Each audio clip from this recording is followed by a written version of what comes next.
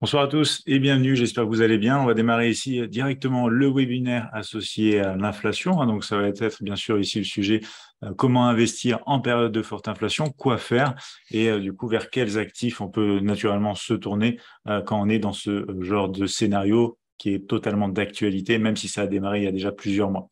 Donc ici, bien sûr, aucun webinaire ne serait disponible sur cette chaîne YouTube, puisque vous aurez le replay aussi sur la chaîne YouTube. Du coup, sans, bien évidemment, Admirals. Admirals, qui est un broker régulé à travers le monde. Vous voyez plusieurs régulations ici, des spreads compétitifs et plusieurs plateformes pour, du coup, trader, avoir une bonne expérience en trading. Donc, on a l'édition suprême, bien sûr, mais on a des services qui se développent avec l'application téléphone Admirals, le service carte de crédit, le service copy trading également. Donc, pas mal de petites choses.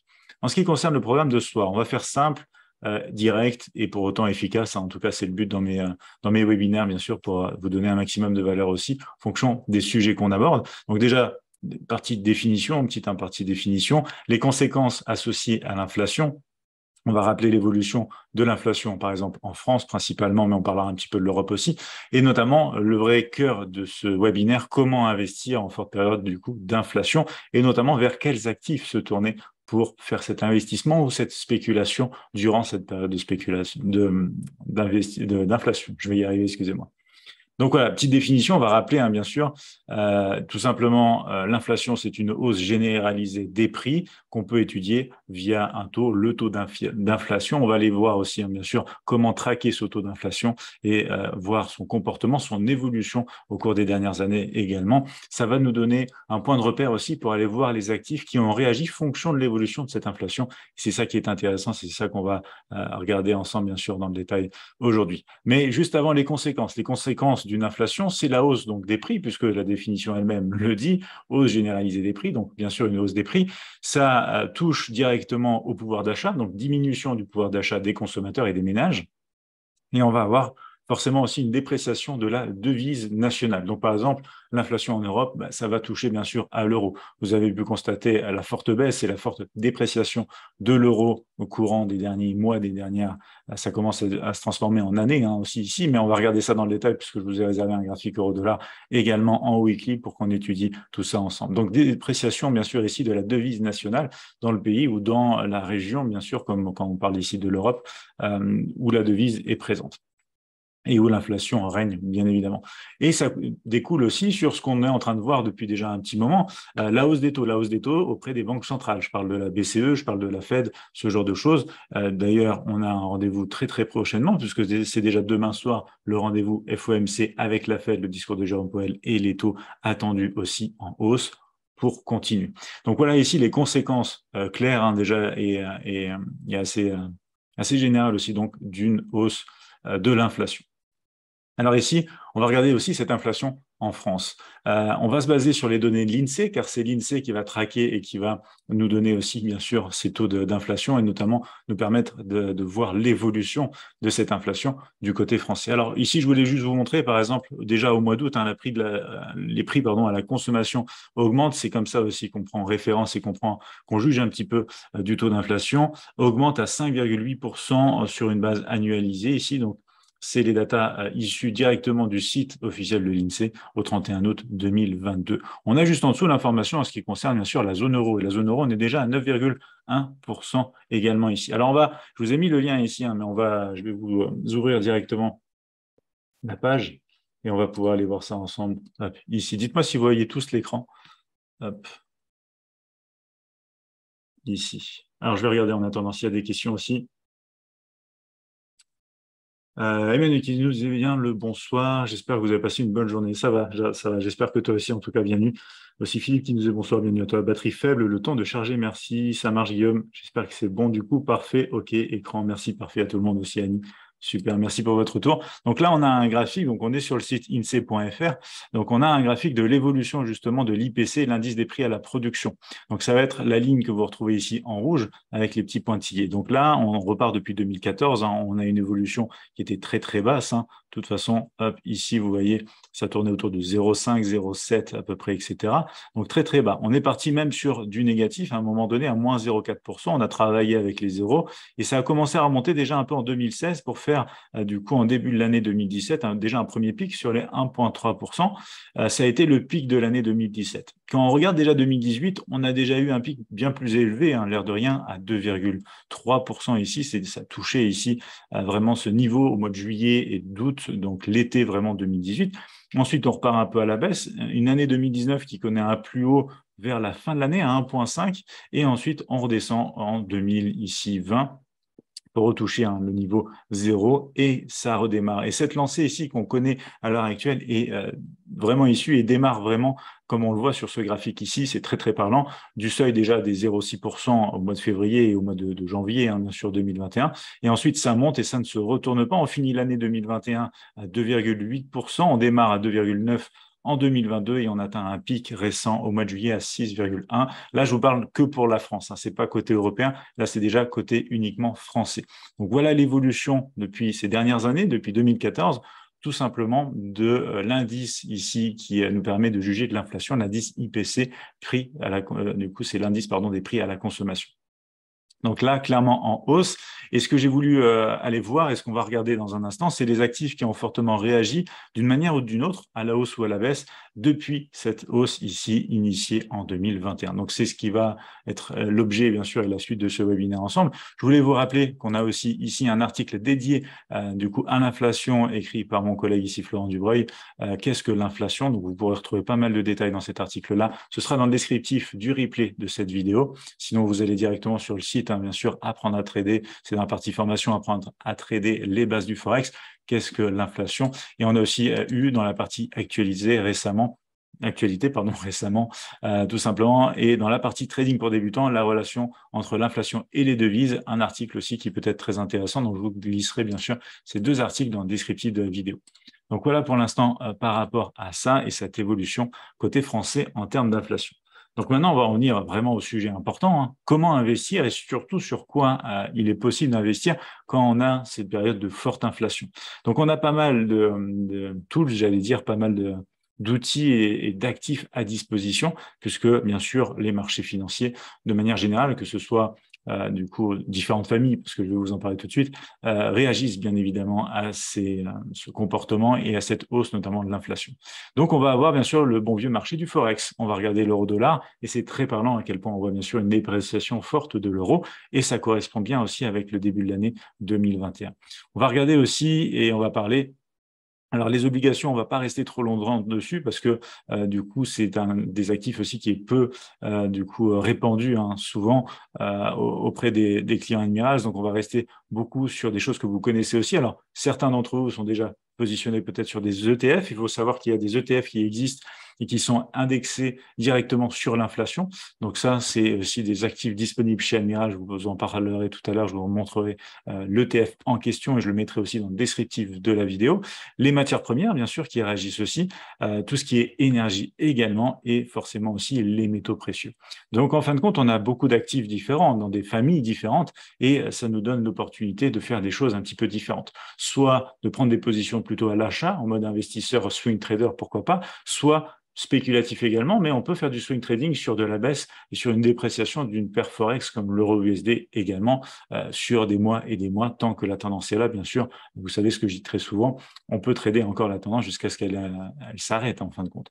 Donc là, clairement, beaucoup d'actifs, beaucoup de choix aussi pour réagir face à cette hausse de l'inflation qui, quelque part, nous touche tous, puisque ça touche bien sûr au pouvoir d'achat. Et de l'autre côté, il faut savoir qu'il y a des solutions pour mettre des choses en place et continuer quand même de pouvoir bénéficier également de mouvements favorables sur les marchés. En période d'inflation, le marché action qui est un petit peu plus, du coup, pas laissé à l'abandon, mais qui est un petit peu moins travaillé souvent par les investisseurs qui vont se replier aussi, donc sur des obligations avec des taux intéressants et des rendements plus sûrs aussi, ils vont se protéger de ce côté-là. Mais il y a d'autres solutions, notamment, je vous disais, Forex, ETF, matières premières, énergie ou encore matières précieuses, métaux précieux, pardon, matières précieuses, moi. Fatigué décidément, métaux précieux. On va regarder ça dans un instant, tout bon pour les grandes défis. Parfait, merci. Alors justement, on va partir sur les graphes. Je vais juste vous montrer avant ça, du coup, L'ETF en question, ici disponible chez Admiral, c'est le Vanguard Short Term Inflation Protected Securities. Donc, je vous mettrai le lien dans le descriptif de la vidéo. C'est donc un ETF qui est directement en fait indexé sur l'inflation, qui vise bien sûr à protéger les investisseurs qui prennent du coup qui prennent part en fin de compte à cet ETF, de se protéger sur le long terme bien sûr de l'inflation. Donc là, on va partir sur les graphes. Je vais ouvrir MT5 directement et on va regarder plusieurs choses ici, notamment le copper. Donc le copper, c'est le cuivre, bien sûr, matière première. En weekly, on regarde plusieurs actifs, puisque vous allez voir, en weekly, c'est très parlant. C'est chaque bougie, je vous le rappelle, représente une semaine de négociation sur les actifs en question. Donc on commence avec le copper en weekly et je vous ai mis à chaque fois cette ligne verticale bleue qui marque le début de l'année 2021. Vous vous rappelez tout à l'heure, je vais vous remontrer ici, tout à l'heure, on a regardé sur du coup l'INSEE. Le début de la hausse qu'on connaît à l'heure actuelle, c'est vraiment janvier-février 2021. Ça a démarré ici après le rebond en fait en fin d'année 2020, début d'année 2021, le rebond et l'inflation qui commence à monter. Donc comme on le disait, ça peut impacter les matières premières. Donc, par exemple, je voulais vous montrer ici le cuivre. Le cuivre, directement depuis le mois du coup de janvier 2021, on a de la hausse qui continue. Alors, certes, on avait démarré cette hausse un petit peu avant, mais ce qui est sûr, c'est qu'elle continue avant de commencer à stagner et en fin de compte de consolider. Ce qui est souvent le cas après du coup une hausse, une tendance haussière, on a de la consolidation. Là, on a eu une relance et en fin de compte, si on regarde un petit peu les derniers mois, ouais, non, ça avait démarré déjà du coup milieu de l'année précédente, mais si on regarde un petit peu plus bas en fait, enfin plus loin dans le passé, on était d'abord à la baisse. Et vraiment le point rebond ici, qui était un petit peu justement avant ces hausses d'inflation, c'était quand même au mois de mars 2020, mais c'était un départ aussi en contre-tendance. À partir de ce moment-là, vous êtes en tendance haussière du coup, et ça se confirme avec une inflation qui commence à être galopante et qui du coup permet la progression de ce genre d'actifs comme le copper, donc le cuivre ici, d'un point de vue weekly bien évidemment. Donc on a bien cette hausse qui nous amène ensuite sur de la stagnation, c'est-à-dire sur de la consolidation, et là ça a commencé à se retourner. Qu'en est-il du pétrole? Un actif qui est énormément regardé sur les marchés, que ce soit le WTI ou le Brent, on a eu de la tendance haussière aussi depuis ce mois de janvier 2021. Il y a juste plus récemment ici que cette consolidation commence à voir un petit peu la fin, puisqu'on est en train de casser en fait par le bas pour récupérer. On peut très facilement revenir sur des niveaux de prix bas pour relancer la hausse, mais à l'heure actuelle, c'est vrai que le marché s'est essoufflé en fin de compte et a commencé à corriger. Mais on retrouve à chaque fois ce point assez flagrant d'un début de tendance en fin de compte, que ce soit sur le copper, que ce soit sur le Brent en WTI, en weekly, excusez-moi, la même chose bien sûr sur le WTI, que ce soit aussi sur le gaz naturel ici, donc le N-Gaz chez Admirals. Ici, c'est que des actifs, par exemple, que vous pouvez retrouver sur CFD, mais également pour la plupart sur marché en fait, CFD basé sur futur. Donc, pour ceux qui souhaitent jouer l'investissement aussi, ça dépend de vos horizons de temps. Vous avez le CFD, vous avez aussi bien sûr le futur disponible ici via les CFD chez Admirals. Et là, ce qui s'est passé, c'est un petit peu de consolidation avant de breaker, correction, on repart, correction et on repart. Et récemment, on a tenté donc de partir plus haut. On a fait des points plus hauts, mais très très proches quand même. Donc pour ceux qui aiment par exemple les oscillateurs, il y a très certainement une divergence à lire ici entre ces deux sommets. Et du coup, on corrige pour l'instant sur des creux un petit peu plus proches et plus d'actualité. Donc voilà ici, quand même un comportement assez similaire, vous le voyez déjà entre le copper, le Brent, le gaz naturel, sur des hausses et des mouvements qui sont initiés légèrement avant. Là, c'est pareil, on fait un double creux, on sort par le haut, on corrige, on hésite un petit peu, on repart, etc. Mais on voit l'effet aussi qu'elle a cette inflation quand elle redevient galopante, en fait, sur les matières premières, sur des marchés comme énergétiques, j'ai envie de dire, comme le gaz naturel, par exemple. Ensuite, on a l'arabica. Je voulais vous montrer vraiment des familles variées. Je vais vous montrer le coton juste après, le sucre blanc. On va aussi aller sur le forex, bien sûr, avec l'euro-dollar.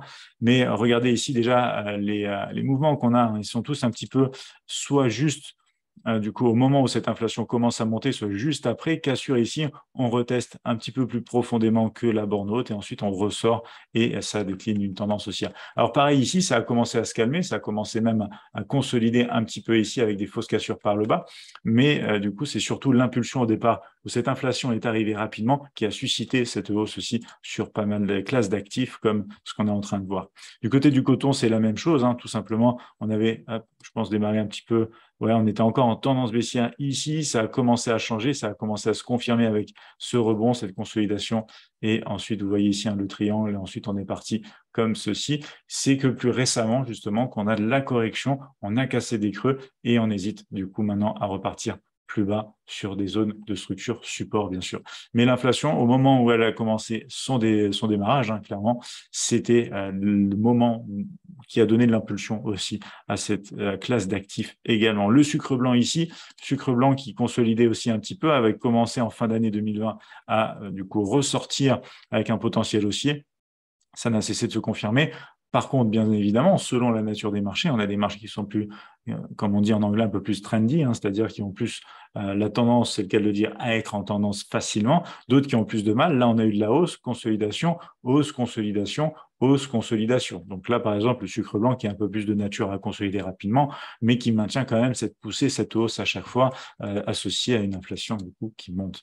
On va regarder le Forex. Le Forex, c'est très parlant et c'est le seul actif que j'ai ici ce soir à vous montrer, qui est plutôt à l'inverse, à la baisse. C'est-à-dire qu'on va bénéficier du coup quelque part de manière indirecte de cette hausse de l'inflation via la spéculation sur une baisse de l'euro-dollar à long terme ou à plus long terme, parce que ici c'est carrément du swing trading. On parle quand même d'un démarrage du coup. Alors vraiment le démarrage de la baisse, on a eu une baisse certes ici, mais pour moi le démarrage de la baisse, il se lie de manière agressive ici ou de manière plus conservatrice à partir de là, en confirmation avec, par exemple, au mois d'août 2021 de la baisse. Et cette baisse, depuis, ne cesse de durer. On a de la correction, de l'impulsion, de la correction, mais du coup, cette devise de l'euro se déprécie totalement. Et on continue de baisser de plus en plus via cette inflation qui est en lien direct avec les mouvements qu'on a pu voir ici.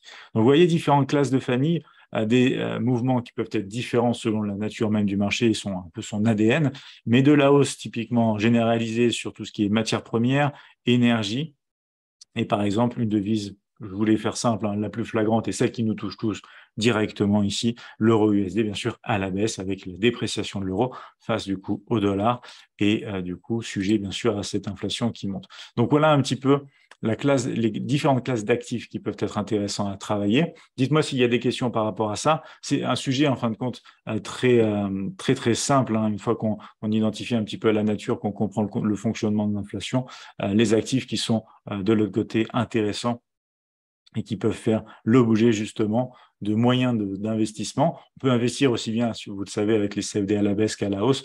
L'exemple ici, c'est clairement de la baisse sur l'euro USD, dépréciation via l'inflation. Dites-moi s'il y a des questions par rapport à ça, par rapport à cette classe d'actifs qui est peut-être un petit peu moins connue. Vous êtes peut-être moins souvent sur des matières premières comme l'arabica, sur le coton, par exemple, ce genre de choses. Mais pour autant, des mouvements très intéressants. C'est clairement beaucoup plus du swing trading ici, voire un peu de l'investissement qui peut durer plusieurs, quand même 6 mois, voire quelques années. Mais en tout cas, ici, selon les profils de chacun, il y a des classes d'actifs qui sont à disposition totalement chez Emerald pour pouvoir bénéficier de ça. Donc, dites-moi s'il y a des questions par rapport à ça.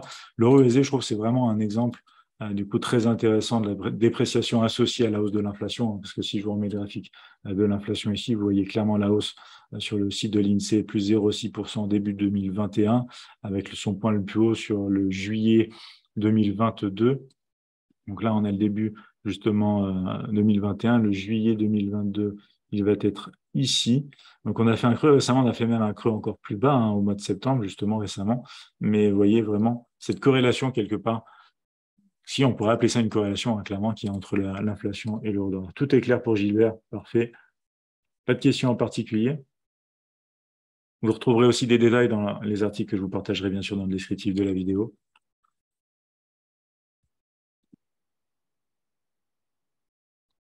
Je crois que c'est le webinaire le plus rapide que j'ai jamais fait. Il est à 20h19. En même temps, c'est simple. C'est simple ici, différentes classes d'actifs, des réactions qui ont été propres, nettes, fonction de l'inflation. Donc là, on touche plus à l'investissement du swing trading, bien sûr, qu'autre chose. Le day trader ne va pas prendre en compte ce genre de facteurs pour bénéficier des mouvements au quotidien. Mais là, on parle vraiment de l'investissement. Comment se protéger quelque part par rapport à l'inflation? Bien, on peut prendre des choix ici d'investissement justement vers du swing trading, par exemple, si ça se transforme en investissement aussi parce qu'on le tient encore plus longtemps, etc. Mais on avait clairement ici, dès le départ, en fait. Donc, par exemple, en tant qu'investisseur, on peut très bien, du coup, scruter ce qui se passe en termes d'inflation ici. La prochaine fois, imaginons qu'on redescende, bien évidemment, un peu plus bas. On reviendrait sur des niveaux, par exemple, je pense au 0,5, 0,6. Si on a encore des décalages qui se créent et des possibilités à la hausse, on peut très bien retrouver ce genre de scénario qui existe encore et encore. C'est juste que, bien sûr, ça prendra plus de temps parce que c'est des délais très importants et c'est des mouvements de fond également. Alors, pardon, tu nous disais, Léo, voilà, on remarque des fausses hausses. Il est légitime de se poser la question, est-ce trop tard pour investir dans ce genre de matière? Alors, justement, ici, on l'a vu, il y a quelques matières qui commencent justement à corriger. Donc, c'est là où il faudra bien regarder si l'inflation continue d'augmenter et si on a aussi, puisque pour moi, si tu veux, l'information de l'inflation ne suffira pas. Clairement, je suis avant tout technique aussi quand même sur les marchés, même sur ces gros horizons, parce que ça traduit de toute façon comportement général et les intentions générales des acteurs de marché que de regarder, bien sûr, l'analyse technique. Mais à partir de là, tu vois qu'on commence à avoir des corrections. Par exemple, je parle du Brent en plus parce que beaucoup apprécient vraiment l'investissement et le trading sur le Brent. Donc là, on a déjà de l'essoufflement, justement, depuis cette hausse qui nous a amené au pic, en fait, qu'on a vu du coup, sur cette page-là. Ici, on a une petite correction, mais on est quand même monté fort et très vite. Donc, ça suscite aussi, bien sûr, des essoufflements et des respirations au bout d'un moment. Donc là, on casserait, tu vois, par exemple, sur le pétrole par le bas. Donc, techniquement, pour moi, par exemple, ce n'est pas le moment particulièrement, et c'est un point de vue, bien sûr, personnel, d'être intéressé ici sur le Brent. C'est pas encore le moment parce que justement, on ne sait pas jusqu'où encore il est capable de retracer. On a des niveaux de prix qui sont très intéressants, mais on peut très bien passer au travers, si tu vois ce que je veux dire. Donc, à partir de là, il sera très intéressant de voir et de continuer de suivre. C'est pour ça que je vous partagerai aussi le site de l'INSEE dans le descriptif de la vidéo pour ceux qui souhaitent avoir une bonne idée du coup de l'inflation côté français aussi. Alors là, je vous parle sur des marchés généraux, mais il faut savoir que le comportement de l'inflation côté européen est très, très semblable. On est même monté plus haut. On en avait parlé dans le début de ce webinaire à 9,1. Et du coup, vous pouvez aussi traquer comme ça, bien sûr, l'évolution aussi en fonction de la nature des actifs. Donc, pour l'euro USD, par exemple, typiquement, la zone euro, le taux d'inflation de l'euro. Je vous ai fait la similitude avec l'inflation française, puisque bien sûr, ça nous touche tous en tant que Français ici, dans ce monde francophone. Enfin, la plupart d'entre vous, bien sûr, vivez en France aussi. Donc voilà, je voulais faire l'exemple avec le taux d'inflation français, mais de toute façon, qui traduit aussi ce qui s'est passé en termes d'inflation au niveau européen, et ça, c'est clair et net. Donc par exemple, voilà, le copper également, qui est monté, mais qui, au bout d'un moment, a quand même stagné. Alors, cette stagnation, selon le point de vue de chacun, offre aussi des opportunités d'achat et d'investissement. C'est juste un peu plus court-termiste, on va dire, que si on prenait par exemple depuis le bas jusqu'en haut, etc. Mais là, c'est pareil. En fait, on a cassé. Donc, pour moi, c'est pas particulièrement le meilleur moment, justement. Mais il est important de voir sur ce genre d'actifs comment les prochaines réactions et les prochaines publications, notamment du taux d'inflation avec les prises des décisions des banques centrales, BCE, Fed, etc., vont impacter vont impacter les marchés parce que eux vont être fonction, bien sûr, de l'évolution du taux d'inflation et du coup, de manière logique, on aura une réaction sur ces actifs-là, amplifiée aussi avec la possibilité des taux qui continuent de monter ou pas sur les marchés. Donc là, et là, je pense notamment bien sûr au Forex pour une poursuite encore sous le prix, du coup, sous la parité ou non. Mais voilà, ici, vraiment, on a déjà eu cette hausse et du coup, c'est normal, si tu veux, quelque part, qu'on commence à avoir soit un essoufflement, soit le début d'un retournement de tendance sur ces actifs-là, puisque la hausse de l'inflation a tellement été rapide, comme on le voit sur le graphique de l'INSEE que j'ai montré, que du coup, les marchés maintenant commencent à se poser la question, est-ce que ça va encore continuer? Et à partir de là, les actifs derrière ont cette logique-là de soit se mettre en pause un petit peu, c'est-à-dire en trading de range, soit même de commencer à respirer. C'est pas parce qu'on casse un range par le bas que la tendance est baissière pendant des années, même sur des graphiques importants. Donc, c'est là où il va falloir faire attention au timing. Dis-moi si c'est clair du coup pour toi, Léo. Très bonne question en tout cas. Rudy qui nous disait tout est clair et rapide. Parfait, Rudy. Parfait, parfait. Emmanuel qui disait comment les marchés se comportent quand il n'y a pas d'inflation. Alors, quand ils sont laissés un petit peu, pour moi, si tu veux, ils sont laissés un peu plus à leur. On va regarder, si tu veux, l'euro USD, par exemple, à leur. Ils sont un peu plus laissés à leurs propres facteurs qui vont mener un petit peu les échanges et les négociations sur les marchés. C'est-à-dire que, par exemple, pour l'euro, bah, tu auras toujours la politique monétaire de la zone euro avec la BCE qui va impacter ici. Si tu veux, le rôle des banques centrales, c'est de gérer justement cette inflation, etc. Mais quand il y a peu d'inflation, on a quand même de la spéculation qui se fait sur les actifs, soit pour de l'appréciation du coût de la devise, comme quand on parle ici du marché Forex avec l'euro USD, soit du coup des mouvements de correction parce que bah, les gens, en fait, les acteurs de marché cherchent quand même à spéculer, attendent des prix bas, ou certains spéculent et du coup, si on a une forte hausse sur du dollar, bah, on va plutôt spéculer à la baisse quelque part sur l'euro. Donc tu vois, ça c'est les autres facteurs plus habituels, j'ai envie de dire, du coup, qui mènent les échanges sur les marchés sur du plus long terme. Là, on parle plus fondamentaux. Hein. Pour ceux qui me suivent, vous savez que je ne parle pas fondamentaux au quotidien, mais on parle plus fondamentaux parce qu'on est sur des mouvements beaucoup plus longs. Là, on est en weekly. Chaque bougie représente une semaine de négociation. Donc, là, par exemple, hein, depuis la barre, c'est déjà le début de 2021. Donc, on parle déjà quasiment bientôt de 2 ans. Alors, on a beaucoup de choses qui se passent dans ces 2 ans-là, mais c'est des mouvements de fonds qui prennent place. Et quand l'inflation n'est pas présente sur les marchés, tu as tout simplement d'autres facteurs qui se mettent en place et qui impactent les marchés aussi. Mais pour moi, si tu veux, le principal dans tout ça, ça va toujours être comment les acteurs de marché absorbent ces informations d'un point de vue fondamental et comment ça va impacter leurs décisions. Et c'est au moment de leurs décisions, en fait, que moi-même, du coup, j'analyse et je peux prendre ma propre décision basée, si tu veux, parce qu'on est des petits poissons dans dans un grand océan, hein, bien sûr. Et à partir de là, c'est comme ça je vais pouvoir, si tu veux, prendre mes décisions fonction de ce que eux ont comme réaction, fonction des fondamentaux, etc., etc. J'espère que j'ai pu répondre à ta question du coup, Emmanuel. Anthony qui dit, salut Jérémy, penses-tu investir sur les matières premières sur le long terme? C'est une bonne idée ou risqué? Euh, je pense que ça peut être une bonne idée. Le tout, c'est un petit peu c'est la logique qu'on retrouve en fin de compte comme quand je fais mon day trading, par exemple, c'est la possibilité d'obtenir un prix intéressant. Parce que quand tu prends une décision d'investissement, surtout quand c'est par exemple un investissement que tu veux tenir dans le long terme, euh, enfin, tu me diras, hein, en intraday, c'est un peu pareil, mais à chaque fois qu'on prend une décision d'investissement, le niveau de prix est ultra important. Si vous obtenez un prix élevé, même s'il y a un potentiel important, ben, c'est quand même un prix élevé. Donc, l'obtention d'un prix intéressant est très, très important. C'est-à-dire que là, par exemple, du coup, si on repart par exemple sur du pétrole, à l'heure actuelle, on n'est plus sur un prix si intéressant que ça. On commence, puisque si vous voulez, on n'est plus sur ces prix-là directement. Ici, ces prix-là, pour moi, pas du tout intéressants, même si selon certaines analyses, on pourrait dire, par exemple, le pétrole a beaucoup d'avenir pour que le prix flambe, etc., etc. Je ne vais pas tenir compte de ça. Je vais tenir compte du fait qu'on n'est pas sur un prix bas ici. On est clairement sur un prix élevé et ça veut dire que je prends beaucoup plus de risques à démarrer mon investissement ici. Donc là, on commence, si tu vas retrouver le potentiel de prix plus bas que les prix plus récents. Donc ça, c'est une bonne chose. Mais après, faut-il encore, bien sûr, qu'il y ait l'opportunité qui soit confirmée par rapport aux prises de décision des acteurs du marché, c'est-à-dire de manière traduite très simplement des signaux de trading intéressants, en fin de compte, hein, sur ce genre de graphique-là. Ce n'est que cela, au final, même sur des graphiques importants, les prises de décision d'investissement sur des matières premières, etc. Personnellement, je le ferai sur de l'analyse technique aussi pour avoir ces dernières confirmations et cette obtention potentielle d'un prix bas dans un marché potentiellement aussi. Tu vois ce que je veux dire par rapport à ça, du coup? Léo qui nous disait, d'accord, d'un point de vue MT, c'est donc, MT, tu veux dire à moyen terme, voilà. C'est donc le moment bien pour traquer du coup toutes les évolutions en matières premières, si je comprends bien. Merci pour votre réponse.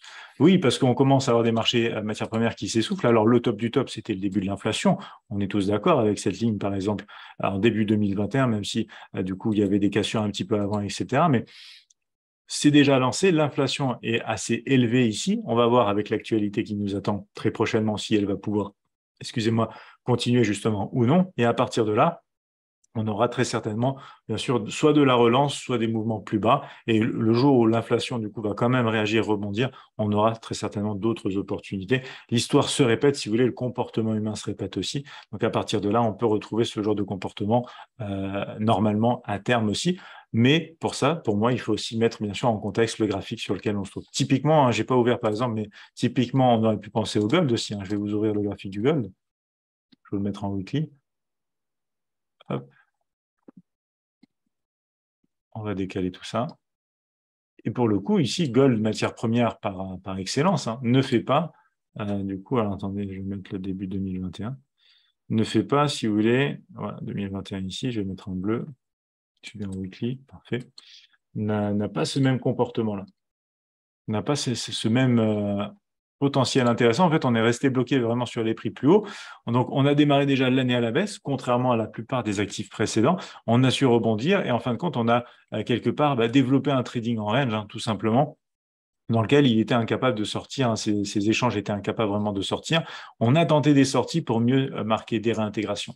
Donc, en fin de compte, déjà, c'est comme en bourse, hein, il n'y a jamais 100% de succès du coup dans les logiques qui existent aussi. C'est par exemple quand on parle, hein, bien sûr, ici, petite parenthèse, du trading de corrélation, je vous invite toujours à travailler et à évaluer la corrélation en temps réel parce que ces vérités générales fluctuent un petit peu dans le temps. Elles peuvent rester vraies sur le long terme mais fluctuer du coup dans le temps, c'est-à-dire qu'elles ne sont pas toujours 100% efficaces non plus. Donc cette logique ici, les matières premières, ça peut être également le cas. C'est pour ça qu'il faut avoir un spectre, si tu veux, d'actifs du coup beaucoup plus large quand on parle de ce genre d'investissement et quand on parle de genre d'opportunités associées à des phénomènes et à des dossiers un petit peu comme celui de l'inflation. Voilà comment je vois les choses. Nicolas qui me disait, j'ai eu les infos dont j'avais besoin. Merci encore du coup pour ton webinaire. Un grand plaisir. Nicolas, merci beaucoup. Bonne soirée à tous et à toutes. Très, très bonne soirée à toi aussi, Nicolas. Merci d'avoir été des nôtres. Michel qui me disait, du coup, tu peux avoir l'analyse weekly sur le gold, comme voir l'inflation. Bah, voilà, parfait. Si j'avais pas eu ton message, mais du coup, j'ai été regarder exactement le gold. Et le gold n'a pas suscité autant d'intérêt cette fois-ci. Très, très certainement, à la grande surprise de beaucoup, bien évidemment, mais par exemple, il y a eu d'autres actifs qui, eux, ont suscité ce genre d'intérêt-là. C'est notamment ceux que je vous ai montrés ce soir, peut-être beaucoup moins connus aussi, beaucoup moins employés, mais qui ont eu des belles réactions. Et puis bon, pour le plus populaire d'entre eux, l'euro USD sans faute, hein, bien sûr, avec du coup un trading de range ici, cassé par le bas, et ensuite qui part sans se retourner. Vous voyez ici clairement en weekly, c'est très très propre cette ligne de tendance baissière qu'on a toujours d'actualité d'ailleurs ici. Top pour le gold, nous disait Michel. Parfait, Michel. Et Anthony qui disait, oui, merci, je préfère l'intraday, le swing trading, mais à côté, je pense investir sur les matières premières agricoles comme le cacao, l'arabica et le sucre. Alors, c'est vrai que tu vois, j'ai pas montré le cacao. Si tu veux, on peut aller voir le cacao ici rapidement. Hop, on va le retrouver. Cacao, normalement, il est pas loin.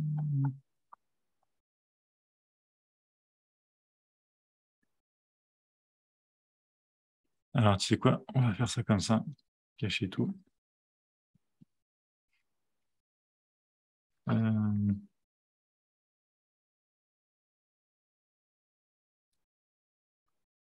Alors, attends, je suis quasiment sûr qu'on l'a eu. Hop.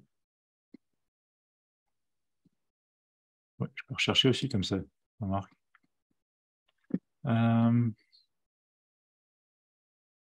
Ah, voilà. C'est bien ce que je pensais. Hop. Donc, on va ouvrir un nouveau graphique.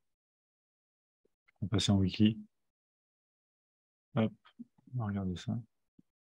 Comme ça, je vais mettre la ligne aussi de départ. Grosse consolidation pour l'instant ici. Toujours d'actualité sur le cacao. Début 2021, on va dézoomer un petit peu. Une énorme consolidation qui dure encore et encore ici depuis un sacré bout de temps. On pourrait même y voir, du coup, certains y verront ce genre de configuration-là un petit peu. Hop, ici. Donc là, en fait, on est vraiment dans une zone de dernière défense, hein, j'ai envie de dire, des acheteurs.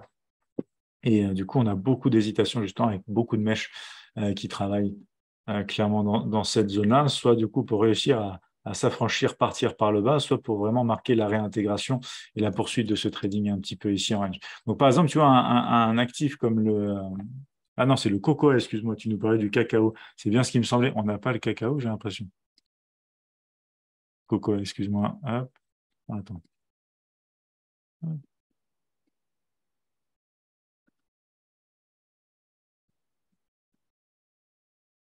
je vais juste regarder chez nous ici.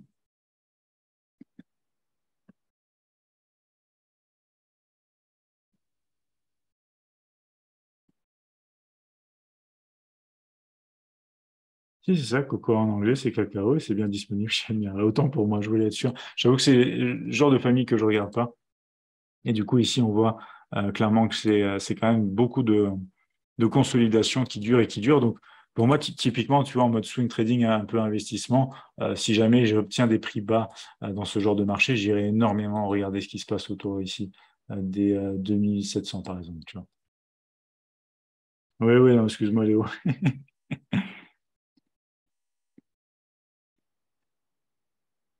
Donc voilà, hein, par rapport à ça, Anthony, on avait Riyad qui disait bonsoir.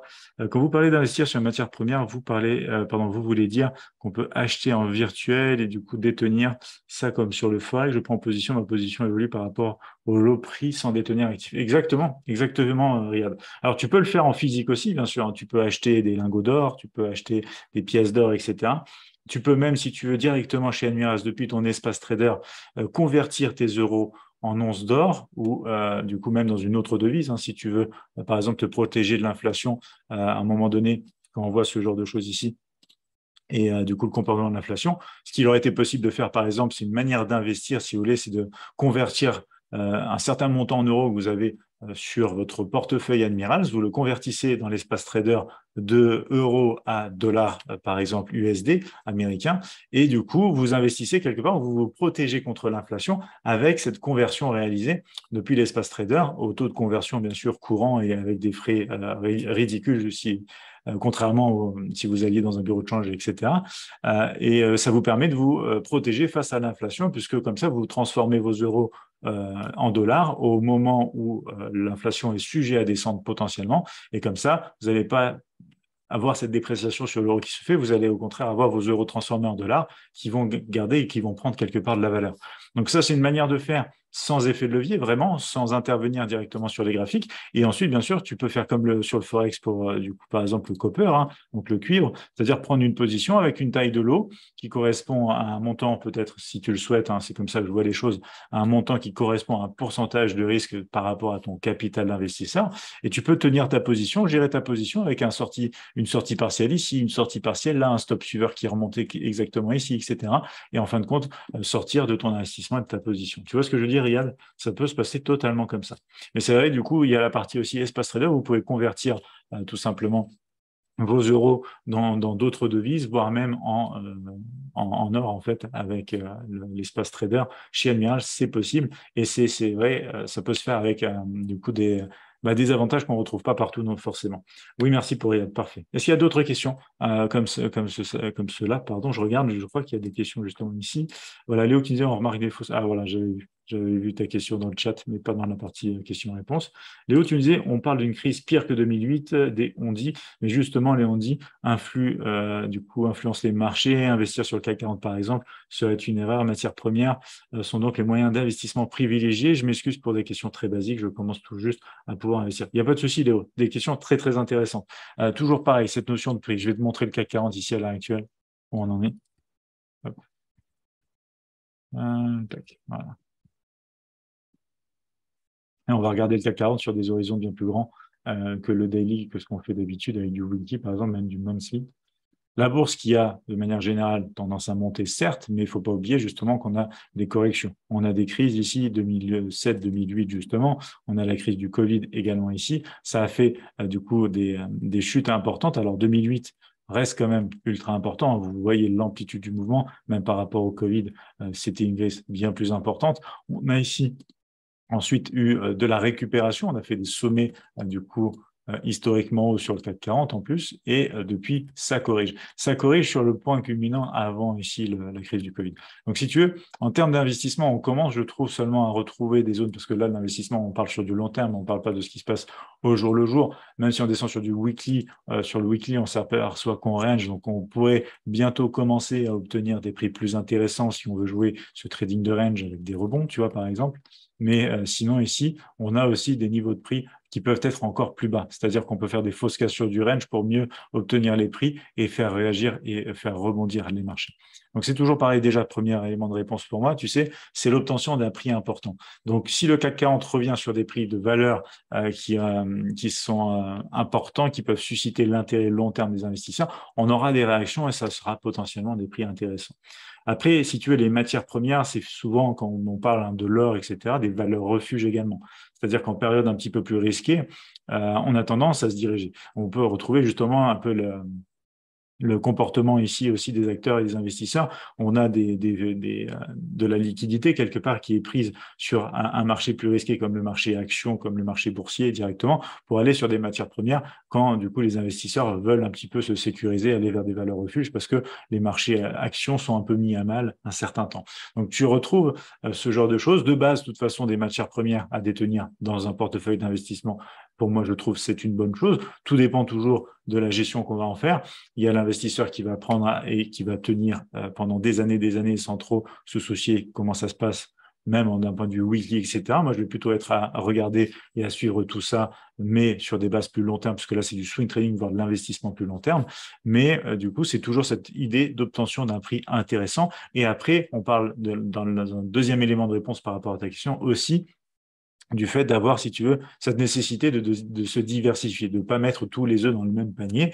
Pour constituer un portefeuille d'investissement, c'est essentiel de pouvoir se diversifier, d'avoir aussi quelque part des investissements associés à différents secteurs et des secteurs qui sont porteurs dans le temps. Donc les matières premières, très intéressant aussi, le marché de l'énergie également, ce genre de choses, tu sais, qui va venir en fait mettre des bases aussi dans ton portefeuille d'investissement. Après, pour moi, par exemple, faire des investissements sur des actifs boursiers comme le CAC 40 ou par exemple même le S&P 500, du coup, qui est très apprécié aussi, sur lequel tu peux en fait, du coup, investir, non pas seulement directement avec le... alors, pourquoi il met un peu de lui? Hop. Alors, sinon, faut que je retrouve le nom. Sinon, plus simple et plus rapide pour le coup. Je le retrouve plus rapidement et plus simplement comme ça. Le S&P 500 qui va être là. Tac, tac, tac, tac, je vais le retrouver. Voilà. Je vais t'ouvrir le graphique ici. Hop. Pareil, on va rester sur du monthly ou du weekly. On va regarder ça. Hop. Même monthly. Tu vois, typiquement, par exemple, le S&P 500 qui est très, très bien aussi. Là, on retrouve, par exemple, 2020, du coup, tout ce qui est Covid. On va retrouver, du coup, en 2000, hop, hop, hop. Ici, c'était... Voilà, 2007, la chute. Et ensuite, bah, c'est ce que je disais un petit peu avant. C'est-à-dire que le marché boursier est très intéressant parce que sur le long terme, il est voué à croître. C'est vrai que les crises font des resets et permettent aussi de trouver des prix bas dans des marchés haussiers. Et c'est souvent ce qui est attendu. C'est-à-dire qu'en crise, on ne sait jamais où le creux va finir. Mais du coup, tout le monde tente de trouver ou d'avoir des prix pour tenter d'avoir des prix bas dans ce creux pour ensuite jouer le long terme en tant qu'investisseur. Donc voilà un petit peu, si tu veux, les indices boursiers, je pense et je trouve personnellement que pour l'investissement dans un portefeuille, c'est quelque chose aussi d'assez intéressant. En plus, sur certains indices boursiers, tu peux toucher des dividendes également associés aux actions. Il y a un truc comme ça qui se fait chez Admiral, je ne sais plus exactement du coup, mais tu as des avantages aussi. Alors après, pareil, pour ceux qui souhaitent faire du swing trading chez Admiral sur ce genre d'actifs, alors vous avez les expirations de contrats à faire attention, mais vous allez pouvoir bénéficier des CFD sur futur où vous n'allez pas avoir les frais de swap. Sur des CFD classiques comme ça, à chaque fin de journée, vous allez avoir des frais de swap du coup qui vont être déduits ou qui vont être soit donc crédités, soit débités, selon qu'ils soient négatifs ou positifs sur votre compte, sur votre position par rapport aux positions que vous détenez. Donc voilà ici aussi un petit point de vue sur du plus long terme avec de l'investissement plus long terme ici. On sort un petit peu du sujet de l'inflation dans ce webinaire, mais des questions aussi très intéressantes. Toutes les matières premières, du coup, elles sont cotées en dollars, celles que tu viens de nous montrer. Alors yes, regarde, on va regarder ça ici.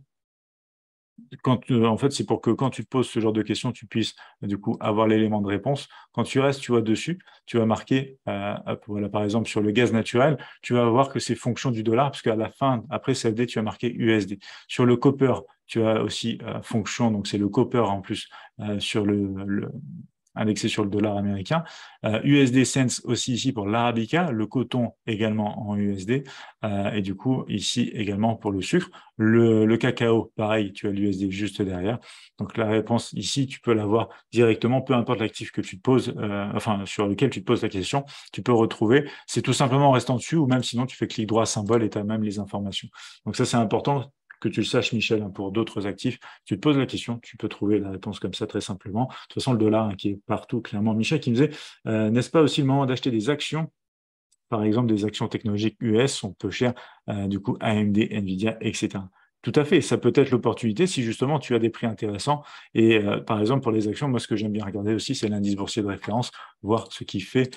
Fonction aussi de cela, on peut avoir de bonnes idées aussi sur certaines actions. Selon l'horizon de temps, regardez aussi, bien sûr, l'unité de temps qui va correspondre. Donc voilà par rapport à tout ça. Par exemple, l'euro-dollar qui continue de baisser et qui ne montre pas pour l'instant de signes, hein, vraiment. Alors, ceux qui aiment les divergences, il y en aura très certainement, mais on a toujours des divergences quand on est dans des marchés en tendance contre nous. Donc, la divergence, c'est contre nous. Mais du coup, là, pour l'instant, en tout cas, pour moi, pas de signe d'un point de vue weekly de retournement possible de tendance. On est plutôt dans une poursuite souhaitée et dans le retour ici, puisqu'on est sur encore sur les. Ouais, on est déjà de retour sous la parité encore ici. Voilà, sur les 99,64 pour aujourd'hui. Michel qui vous a OK, merci, je t'en prie, Michel. Dites-moi s'il y a d'autres questions avant qu'on s'arrête ici pour ce webinaire, du coup, qui touchait à l'inflation, bien sûr, un peu aussi à l'investissement, et on en a parlé via aussi dans une deuxième partie, ainsi les indices boursiers, comme par exemple le CAC 40, le S&P 500, et la composition d'un portefeuille d'investisseurs, vraiment. En termes d'investissement, ce qu'on retrouve aussi, c'est beaucoup, très souvent, hein, aussi tout ce qui est obligations ETF. Vous avez aussi des ETF disponibles chez Admiral. Vous avez aussi le compte titre chez Admiral qui vous permet d'être vraiment sur des titres au comptant, c'est-à-dire pas du CFD. Vous achetez l'action, vous pouvez toucher les dividendes dessus. Et du coup, vous ne pouvez pas shorter l'action, vous pouvez tout simplement investir, toucher les dividendes et continuer du coup de la tenir aussi longtemps que vous voulez, bien sûr. Et vous avez donc des frais différents que sur le CFD, puisque ici, c'est du marché directement action au comptant. Prix et diversification, c'est très clair, merci. Yes, Léo, pour moi, c'est des règles immuables hein, par rapport à ça. Tu vois, même dans mon trading, je suis que sur des actifs boursiers, mais je diversifie un peu entre le dos, le Nasdaq, et je fais aussi le DAX le matin, donc je ne vais pas rester que sur des actifs américains, je vais être aussi sur un actif européen. Et après, par exemple, quand je ferai du swing trading, ce sera plus du Forex. Ça établit, si tu veux, une certaine diversification, toujours dans l'idée, quand on prend un trade, d'avoir un prix intéressant. Et après, bien sûr, sur un autre niveau pour vraiment investissement. En fait, c'est simple, hein. Plus on va sur des périodes longues et des horizons de temps, des visions long terme, plus on peut ouvrir justement un peu le spectre du nombre d'actifs et du coup de familles également sur lesquelles on peut travailler. Pour se diversifier, une bonne diversification, certes, vous êtes en fait dans une bonne diversification, qu'est-ce que vous allez retrouver? Vous allez retrouver des actifs qui performent très très bien, des actifs qui performent quasi pas, et des actifs qui performent moins bien. Mais ça va vous créer un équilibre justement. Donc après, quand on regarde un portefeuille, on peut très bien se dire, ben, j'aurais peut-être pas dû prendre tel ou tel investissement ici. C'est ce qui me plombe un petit peu ma perf. Mais en même temps, vous pourrez jamais avoir 100% de taux de réussite également dans vos décisions d'investissement. Donc, c'est pour ça que l'investissement vous aide normalement à trouver un certain équilibre. C'est comme quelqu'un qui va acheter, par exemple, 10 actions. Sur ces 10 actions, il y en a peut-être 7 qui vont lui faire perdre de l'argent. Mais par contre, il y en aura 3 qui vont tellement faire gagner de l'argent, par exemple, à cet investisseur-là, qu'il sera gagnant au final. Donc ça représente un petit peu l'idée de se dire, voilà, je diversifie, je ne mets pas mes œufs dans le même panier et ça me permet potentiellement d'être plus profitable sur le long terme en prenant aussi quelque part un peu moins de risques. Donc voilà une petite notion par rapport à diversification, à l'investissement, au portefeuille d'un investisseur bien pensé, bien géré aussi, que je vous partage du coup sur cette fin de webinaire. J'espère que ça vous plaît toujours autant ce jour de webinaire. On aura dans 15 jours un autre webinaire, on repartira sur, justement, je vais vous montrer ça, sur du coup tout ce qui est stratégie aussi, hein, bien sûr, de trading. Pour ça, dans webinaire, formation webinaire, vous pouvez retrouver nos prochains ici, tac, tac, tac. Webinaire, alors déjà swing trading, bien sûr, pour tous ceux d'entre vous qui sont clients chez Admirals, sur compte réel, et vous avez minimum 1000 euros sur la balance de votre compte, vous pourrez me rejoindre bien tout simplement le 29 septembre, 18h-19h pour la séance swing trading. Et puis après, je vous parlerai d'une stratégie aussi, comme je vous le disais, dans 2 semaines, hein, donc le 4 octobre. C'est bien ça. Non, ouais, c'est dans 2 semaines, le 4 octobre. Du coup, stratégie de rebond 3 bougies directement, une stratégie pour débutants ou pour confirmer. Ça dépend si vous voulez compléter des stratégies ou pas, mais c'est une stratégie très, très simple aussi. Et comment trader les doubles sommets, les doubles creux également, ça, ce sera carrément le 18 octobre. Et c'est le genre de choses qui peut aussi venir vous conforter quand vous êtes dans l'investissement. On n'entend pas souvent parler, mais même pour moi, en tant qu'investisseur long terme, l'aspect technique représente une partie aussi de cette prise de décision. Philippe Tinuet, merci, bonne soirée, merci avec plaisir Philippe, très très bonne soirée à toi aussi. Merci pour le webinaire, très bien expliqué, avec grand plaisir Annie, merci beaucoup à toi.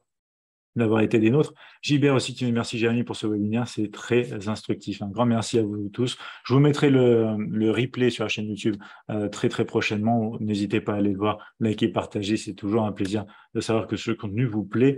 Léo qui nous dit merci pour votre temps et vos réponses, ça m'a beaucoup éclairé. On se retrouve donc le 4 octobre, bonne soirée. Parfait, merci beaucoup Léo, avec grand plaisir. On peut même se retrouver si tu veux dès demain matin, 8h30, 10h. Bon, si tu es en mode plus investisseur, tu peux voir la première partie de 8h30 à 9h, là où je parle justement de bon nombre d'actifs en daily. Ensuite, on descend des unités de temps, mais le point de vue daily que je partage peut tout à fait aider aussi et vous conforter dans votre idée d'investisseur sur les marchés boursiers, sur les matières premières, sur le marché du Forex également, et même des cryptos. Riyad qui nous dit merci beaucoup pour ce webinaire, avec plaisir. Riyad. Michel qui nous disait aussi une bonne soirée, Jérémy. Merci, je t'en prie, Michel, avec plaisir. Très, très bonne soirée du coup à tout le monde. Un grand plaisir, comme d'habitude, de vous avoir retrouvé ce soir. Un grand merci justement de Michel, pro et fidèle au poste et toujours aussi pédagogue. Merci beaucoup, Michel. Ça fait ultra plaisir ton message. Très, très content que ça te plaise ce contenu aussi. On va se retrouver du coup demain matin, 8h30, 10h pour la matinale Admirals comme d'habitude. Dès demain soir, FOMC aussi de 8h à 9h, donc même horaire sur YouTube cette fois-ci pour voir le résultat de ces taux justement qui sont fonction bien sûr de l'inflation du moment, etc. Donc je vous propose aussi qu'on se retrouve lors de 2 rendez-vous demain matin et demain soir encore sur la chaîne YouTube. Super webinaire, bonne pédagogie, comme d'habitude. Très bonne soirée à tous. Merci beaucoup Freddy. Très très bonne soirée à toi aussi. Anthony qui dit merci Jérémy, bonne soirée à toi. Merci beaucoup Anthony, à toi également. Et Laurence qui nous dit merci. Je t'en prie Laurence. Très bonne soirée à tous. Excellent, bien sûr, soirée, pas trading pour le coup. Mais on se retrouve demain matin et demain soir également sur la chaîne YouTube. Très bonne soirée à tous et à bientôt.